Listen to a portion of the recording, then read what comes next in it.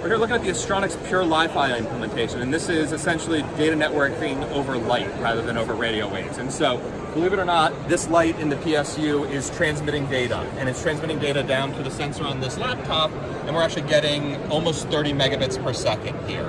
This is the current generation, gets up to about 40. Or the previous generation, the current generation and the newest chips is getting up to about 80, and the next generation, expected out later next year, is going to be 11 gigabits per second of content here. Literally, if I block the light here, my speed goes down to 0. So you can see that is really where the data is coming. Right now the video is buffered, but I pull that away, the light comes back on, and what we should see is that the data will come back up just like that.